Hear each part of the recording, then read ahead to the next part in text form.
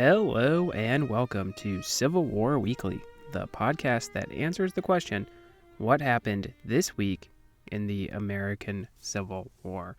I'm your host, Tim Patrick, and this is episode 13, June 14th through June 20th, 1861. We have now had the first pitched battle of the war, so here we are, 13 episodes in, but there are many more to come. We got to introduce two prominent nurses of the war as well as some other key introductions to figures who are going to be with us down the line here. So today we are going to talk about a few more smaller scale events and introduce General, at this point actually Colonel, Ulysses S Grant. First though, I want to do a little wrap up about the Battle of Big Bethel. With the size of later battles and the large amount of casualties, Big Bethel, should it have occurred, say, in 1864, would be considered a minor skirmish.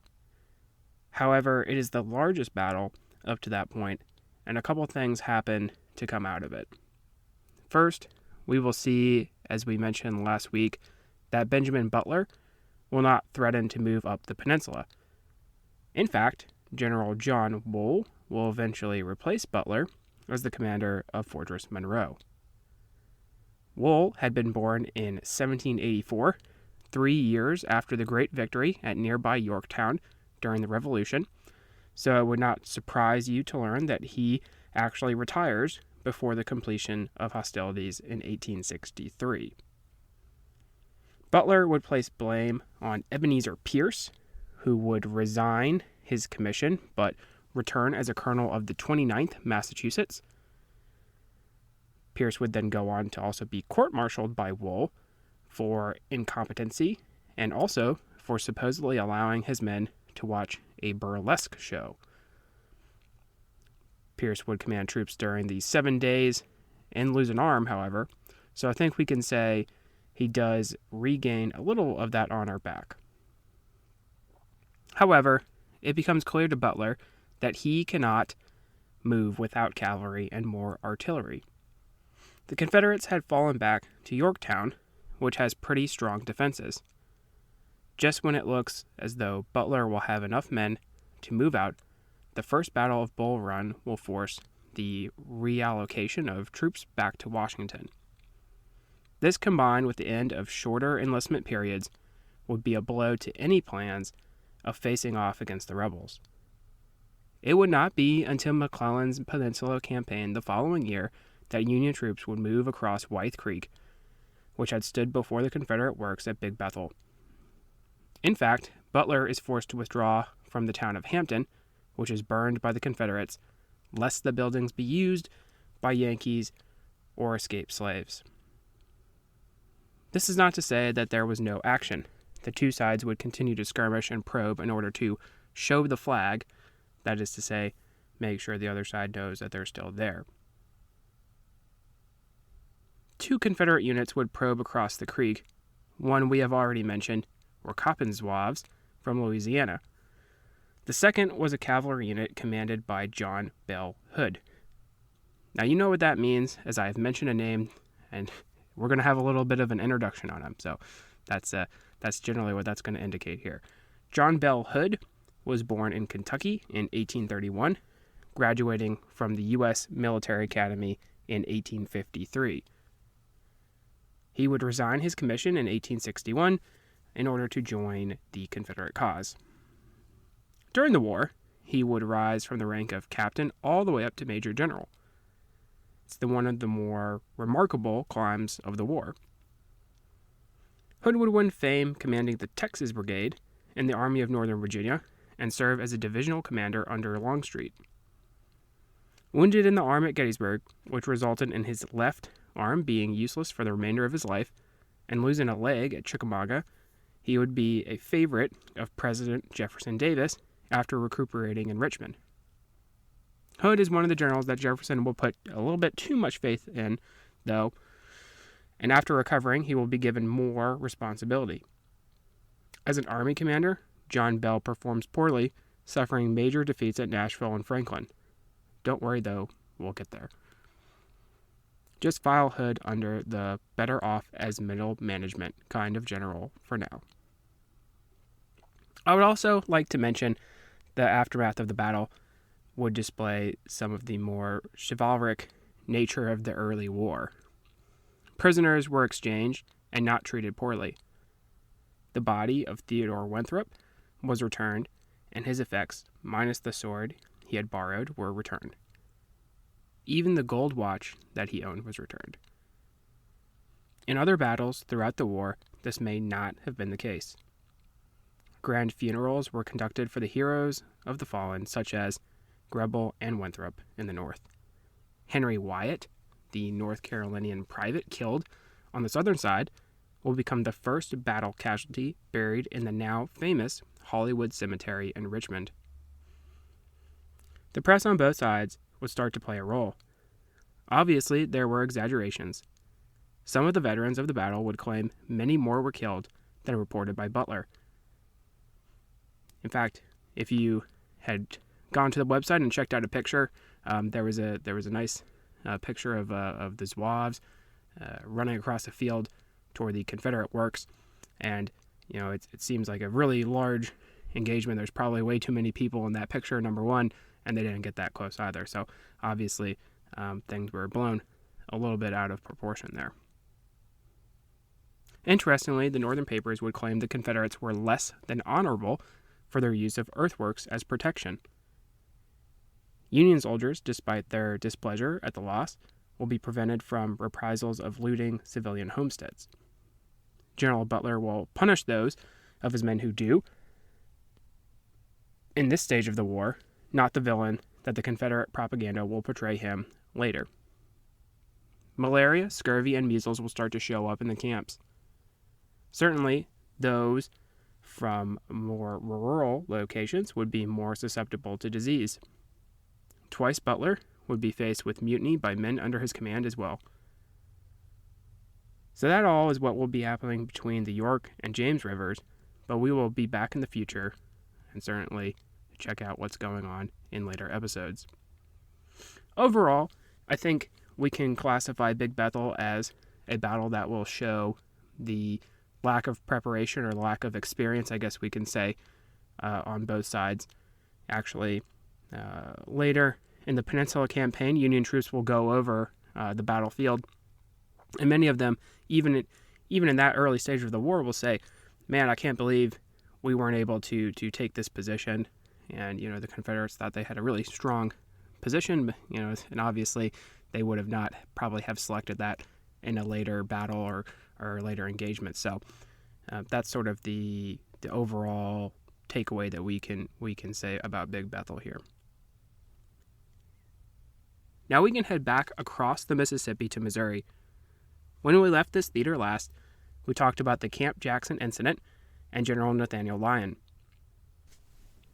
Our friend, Governor Claiborne Fox Jackson, will still seek to take control of the state and, ultimately, of course, align it with the Confederacy, right? Actually, there probably was no delusion on either side as to what the outcome of a potential meeting for peace negotiations would be, which is certainly what Jackson sought. He wanted to have a sit-down so that they could negotiate a peaceful settlement of the state. Ultimately, he wouldn't be honest in that negotiation, though, probably. So, for publicity's sake, however, it may have been advantageous to place blame on the other side for the coming violence. The Planter's House Hotel in St. Louis would be the site of the meeting. Lyon, now officially a general, Frank P. Blair, and Blair's aide, Horace Conant, would sit down with Jackson and General Sterling Price, commanding the Missouri State Guard. Price, or Old Pap, as he would become to be known, was born in Virginia and studied law at Hampton-Sydney College before moving to Missouri in 1831. He serves in Congress before joining the Army during the Mexican-American War, and then served as governor of Missouri in the 1850s. He spent some time in New Mexico putting down a small uprising which had murdered the first territorial governor there. Price would pardon some of the men, irritating the Attorney General for the territory, who happened to be Francis P. Blair. So, we already don't really like each other coming into that meeting. Despite Price's political career, he could not prevent Lyon from flying off the handle at the Planter's House Hotel. The general was reported to have been dramatically pointed at all in the room and claiming that he would rather see everyone dead than the state out of Union control. The writing was on the wall. There would have to be a fight. Jackson withdrew to Jefferson City, where he called for 50,000 volunteers. The capital would not be defended, and Jackson would withdraw even further to the town of Boonville, known for its Southern sympathy. Boonville is northwest of Jefferson City and between St. Louis and Kansas City. Lyon would move his men up the Missouri River and capture Jefferson City without a fight on June 15th. This was not enough. He would still chase after Jackson and the state guard. Price would fall ill, leaving the governor in command of the troops. Price was wanting to fall back even further to Lexington, which is about 70 miles west of Boonville. On June 17, 1861, Lyon would catch up to Jackson at Boonville, resulting in the Battle of Boonville, or Boonville Races, as it is sometimes called. The Union general still had 2 regiments of mostly German volunteers, as well as artillery, and 1 company of U.S. regulars. Union forces landed 8 miles away from Boonville at a plantation. After advancing toward the rebel camp, they are fired upon by enemy pickets who fall back after quickly being outnumbered. The main Confederate force was still comparable in size to Lyon's men, but they were taken by surprise, and shelling began from artillery on land as well as a gunboat from the Missouri River. Union forces would attempt to flank the rebels, who would make a stand, but soon were put to rout. The lack of discipline definitely showed. Boonville would come to be known as the Boonville Races, so this is like the Philippi races of the Trans-Mississippi. Although, to the credit of the Missouri state troops, they at least posted pickets and had a minor stand against their attackers, as opposed to those in Western Virginia. Lyon would take control of Boonville after the short engagement. His quick and decisive movements were key yet again. Casualties were light. On the Union side, there were 5 killed and 7 wounded, while the Missouri State Guard suffered 3 killed and 9 wounded. Missouri would remain in the hands of the Federals. For the rest of the war, it would not really be threatened, although there would be ongoing guerrilla violence. Price would withdraw the State Guard to the southwest of Missouri, where 2 important things would happen. 1, the State Guard would be trained to a more of a effective fighting capability. 2, troops from Arkansas would move to join them, which will play a role in the coming Battle of Wilson's Creek. So we will be there soon enough. So stay tuned for Wilson's Creek. Back in Northern Virginia, we have another smaller scale battle at Vienna. Vienna is in Virginia, the northern part of Virginia, and on the 17th of June, same day as Boonville, there will be a small scale skirmish. Irvin McDowell, who we have mentioned, will be the field commander for the Union troops in Northern Virginia. He will understand the importance of the railroad lines in Northern Virginia for transportation of troops and supplies. While the skirmish at Fairfax Courthouse and another at Arlington Heights on the 1st of June had discouraged further encroachment on Confederate territory, there would be a significance to securing the Alexandria, Loudoun, and Hampshire Railroad line, which was built to run from Alexandria. The hub we mentioned that's right across the river from Washington, through Loudoun County to the west, all the way to the coal fields in Hampshire County, which is now in West Virginia. The rail line would be renamed the Washington and Old Dominion Railroad. Today, there is a popular bike trail in Northern Virginia called the W&OD Trail that runs from Alexandria to Loudoun County. Just to back up, I know we did not talk about the skirmish at Arlington Heights, but essentially the 11th New York, or the Fire Zouaves, we talked about them already. There would be a friendly fire incident with a Michigan regiment, as well as trading some shots with Confederate pickets, which result in one man being wounded on both sides and one fatality from the New Yorkers. So that's what happened at Arlington Heights. On the 17th, McDowell would order General Robert Schenck to move with the 1st Ohio under command of Colonel Alexander McDowell McCook down the rail line to secure it. Robert Schenck and Alexander McCook will go on to have interesting impacts on the war and beyond. Schenck was a big supporter of Lincoln during his presidential campaign and given a generalship as a reward. The native Ohioan would serve 8 terms in Congress before and after the war, as well as become an ambassador to Brazil. Schenck was also known as an authority on poker and even wrote a rule book about the card game.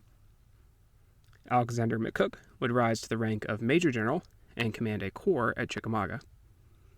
He had served on the frontier before the war and would stay in the Army to serve on the frontier after. In 1896, he was the U.S. representative at the coronation of Tsar Nicholas II. Anyway, it had been rumored that the Confederates would try to destroy the railway. The 1st Ohio would place pieces of the regiment at various locations, using a train to transport them along the track. Confederates under the command of Maxcy Gregg would hear the train whistle and set up an ambush for the Federals. The South Carolinian Maxcy Gregg was primarily a lawyer before the war, with a brief stint in the Army during the Mexican conflict. His 1st South Carolina Infantry, along with 2 companies of cavalry and 2 artillery pieces, were scouting on the same day that this operation with the 1st Ohio on the train was occurring. A Union sympathizer reportedly would warn the Union troops of the Confederate plans, but the caution was not heeded. Only an officer was placed on the front of the train. As the Union train rounded a bend, they spied rebel cavalry, but before they could open fire from their flatbed cars, the enemy artillery opened up, inflicting casualties. The train was not moving very fast, so many of the Ohio troops escaped by jumping and fleeing into the woods. Because they were backing down the track, the locomotive was ordered to move out of range of the artillery. The cars would be uncoupled, and so the engine steamed away, leaving the Yankees. McCook was able to form up his men in the woods, and some used the stranded cars for cover. Ultimately, both sides were slightly out of range. Darkness would conceal the Union retreat, and even though the Confederates outnumbered their enemy some 750 to 270, they would not give chase in fear that there was a larger Union force not far behind. Southerners suffered no casualties, while the Northerners lost 8 killed and 4 wounded. While trains had been used for supply transport in the Crimean War, this was possibly the first use of a train in combat. The Vienna affair, as it would alternatively be known, would mark the end of hostilities before the Manassas campaign. Staying in the East, on June 20th, we have West Virginia officially breaking away from the Old Dominion. Sectional differences, much like in the case we mentioned with Tennessee, boiled over. With the success of federal forces, the West Virginians would be emboldened to break and remain loyal to the Union. The rugged mountain areas of West Virginia were home to German and Scotch-Irish immigrants. Self-sufficient farmers and miners would have little use for slavery and differ greatly from the interests of the distant capital in Richmond.